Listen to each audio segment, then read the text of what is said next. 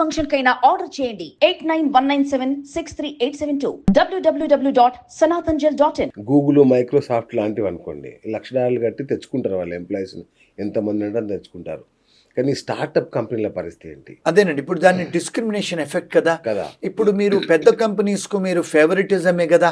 Indirectly డబ్బున్న వాళ్ళే తెచ్చుకోవాలి, పెద్ద కంపెనీసే తెచ్చుకోవాలంటే మీరు ఫేవరెటిజమే కదా పెద్ద కంపెనీస్కు.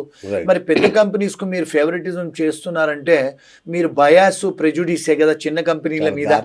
అంటే ప్రెజుడిస్ అంటే మీరు పక్షపాతం చూపిస్తున్నట్టే కదా. ఎప్పుడైతే ఏ డిసిషన్ అయినా, ఏ డిసిషన్ ఎవరు తీసుకున్నా పక్షపాతంగా ఉంటే అది అమెరికన్ రాజ్యాంగం ప్రకారం చెల్లనేరదండి. సో అందుకనే ఇవి చెల్లనేరవు. అంటే నా లీగల్ అనాలిసిస్, ఎందుకంటే నేను కూడా అమెరికాలో చదువుకున్నాను కనుక లా చెప్పగలను. అక్కడే ఉంటున్నారు మీరు. అమెరికాలో ఇప్పుడు మీరు ఏం చేస్తుంటారు సార్ ఎగ్జాక్ట్లీ? అంటే మన వాళ్ళకి ఉపయోగపడే ఇన్ఫర్మేషన్ అంటే నార్మల్గానండి, నా అనుభవము, నేను ఇండియాలో లా చదువుకున్నాను, ఇక్కడ కూడా ప్రాక్టీస్ చేస్తాను. లండన్లో లా చదువుకున్నాను, అక్కడ ప్రాక్టీస్ చేస్తాను. ఆస్ట్రేలియా కూడా లా చదువుకున్నాను, అమెరికాలో కూడా లా చదువుకున్నాను. మళ్ళీ పిహెచ్డి ఉంది ఆర్టిఫిషియల్ ఇంటెలిజెన్స్లో. నేను కొన్ని కన్సల్టింగ్ కంపెనీస్ కూడా అడ్వైస్ చేస్తూ ఉంటాను. మా ఫర్మ్స్ ఏంటంటే ఎవరైతే ఎన్ఆర్ఐస్ ఉంటారో వాళ్ళకి ఏదన్నా ఇబ్బందులు కలిగితే, అంటే ఇప్పుడు మ్యారేజ్ ప్రాబ్లమ్స్ అయినా, లేకపోతే ఎంప్లాయ్మెంట్ ప్రాబ్లమ్స్ అయినా, వీసా ప్రాబ్లమ్స్ అయినా, ఏ ప్రాబ్లమ్స్ అయినా వాళ్ళకు మేము సూచనలు, సలహాలు ఇస్తూ ఉంటాము. ఎస్పెషల్లీ తెలుగు వాళ్ళు ఫోన్ చేస్తూ ఉంటారు మాకు, ఎందుకంటే వాళ్ళకు కంఫర్టబుల్ ఫీల్ అవుతారు తెలుగులో అడిగితే అని. మేము అందరిలాగా ఏదో $500 తీసుకొని సూచనలు, సలహాలు ఇవ్వము. చాలాసార్లు కూడా ఫ్రీగా ఇస్తాం. ఇచ్చి వాళ్ళకి ఏదైనా కూడా ప్రాబ్లమ్స్ హెల్ప్ చేస్తాం. రెండోది ఏంటంటే ఇక్కడ అర్థం చేసుకోవాల్సింది మీ ప్రేక్షకులు, ఇప్పుడు మీరు ఒక ఇండియన్ అడ్వకేట్ దగ్గరికి వెళ్ళారనుకోండి ఒక విడాకుల గురించి, వాళ్ళు ఇండియాకు సంబంధించిన లా ప్రకారమే అడ్వైస్ చేస్తారు. ఇప్పుడు ఎవరన్నా మీరు యుఎస్ లా దగ్గరికి వెళ్ళారనుకోండి, మీరు ఒకవేళ హస్బెండ్ అండ్ వైఫ్ అమెరికాలో ఉంటున్నారు, టెక్సస్లో, భార్యాభర్తలకు వాళ్ళకు విడాకుల ప్రాబ్లం అవుతుంది, పిల్లలు ఉంటారు, అక్కడ ప్రాపర్టీస్ ఉంటాయి, ఇక్కడ ప్రాపర్టీస్ ఉంటాయి. ఎవరన్నా మీరు టెక్సస్లో అమెరికన్ అటార్నీ దగ్గర పోతే ఆయన అమెరికన్ లా ప్రకారమే చెప్పగలుగుతాడు. మరి ఒకవేళ వీళ్లకు ఇండియాలో పెళ్లి చేసుకొని హిందూ ధర్మం ప్రకారం అక్కడికి వచ్చి విడాకులు తీసుకోవాలనుకుంటే మరి అక్కడ ఒక బిడ్డ పుడుతుంది, ఇక్కడ ఒక ఇండియాలో బిడ్డ పుడుతుంది, ఇక్కడ ప్రాపర్టీస్ ఉంటాయి, అక్కడ ప్రాపర్టీస్ ఉంటాయి.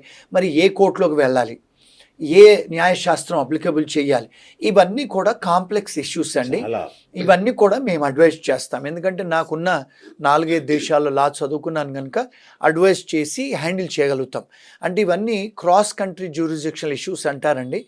అలాగే ఇంగ్లాండ్లో కూడా మా ప్రాక్టీస్ ఉంది, అక్కడి నుంచి క్లయింట్స్ కూడా మేము సలహాలు ఇస్తాం, సూచనలు ఇస్తాం. ఎందుకంటే నేను ఆస్ట్రేలియాలో కూడా లా చదువుకున్నాను కనుక అక్కడ కూడా అక్కడి నుంచి కాల్ చేసిన వాళ్ళకు కూడా సూచనలు, సలహాలు ఇస్తాం. వండర్ఫుల్. అంటే ప్రేక్షకులకి చాలా ఉపయోగపడే ఇన్ఫర్మేషన్, ఎందుకంటే ఇలాంటి ఇష్యూస్తో ఉన్న వాళ్ళు మిమ్మల్ని కాంటాక్ట్ చేయడానికి ఛాన్స్ ఉంటుంది సార్. Thank you.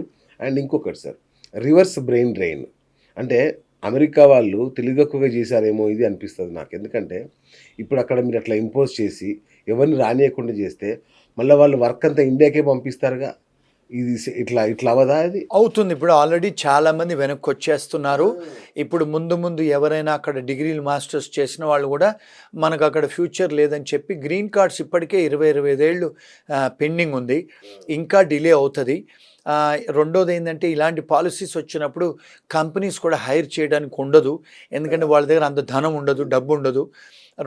మూడోది ఏంటంటే ఇప్పుడు ఏంటంటే ఎప్పుడు కూడా మీరు చూడలేదు, మీ వ్యూవర్స్కి ఏంటంటే ఇది ఒక న్యూస్, చైనా వాళ్ళు ఇప్పుడు ఆర్టిఫిషియల్ ఇంటెలిజెన్స్ మీద కొన్ని వేల కోట్లు ఇన్వెస్ట్ చేస్తున్నారు. అమెరికాలో ఉన్న కంపెనీస్ని కూడా కొంటున్నారు చైనీస్.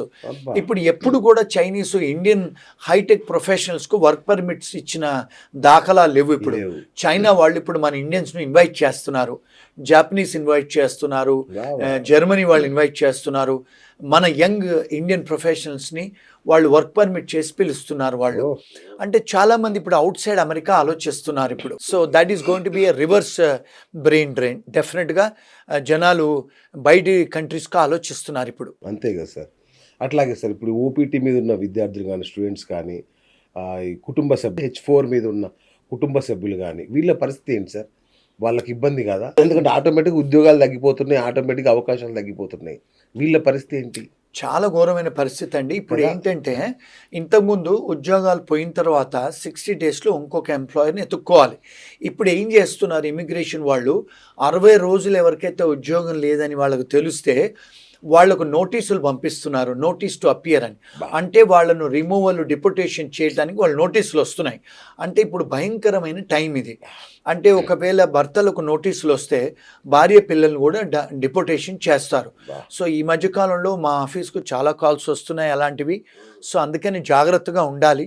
ఎవరికైతే ఉద్యోగం పోద్దో, ఎవరైతే ఎంప్లాయర్లు రివోక్ చేస్తారో వీసాలు, జాగ్రత్తగా ఉండి అక్కడ ఉండి అరెస్ట్ అయ్యి డిపోటేషన్కు మీరు గురి కావద్దండి. మీరు అలాంటి ఏమైనా 60 డేస్లో మీకు ఒకవేళ ఎంప్లాయర్ దొరకకపోతే మీ భార్య పిల్లలు తీసుకొని వెనక్కి రావటమే బెటర్. అంతే. అది నా సజెషన్ అండి. ఇది లీగల్ అడ్వైస్ కాదు. Correct. అంటే ఏదైనా ఉంటే అక్కడ లోకల్ లాయర్స్ని తెలుసుకొని సంప్రదించండి. But you have to be careful నా. ఇంత జరుగుతుంటే ఈ తానాలు నాటాలు ఆటలు ఏం చేస్తున్నాయి సార్? వీళ్ళు ఏం చేయలేరా? అంటే వీళ్ళు అమెరికా రాజకీయాల్లో అట్లలో చాలా కీలకమైన పాత్ర పోషిస్తారు కదా, వీళ్ళకి ఏం వర్డ్ లేదా చెప్పడానికి? అండ్ ఇప్పుడు మీకు ఒక విషయం తెలియాలి. అంటే Sir. నేను చెప్పిన విషయం ఆటా తాటా వాళ్ళు నచ్చకపోవచ్చు.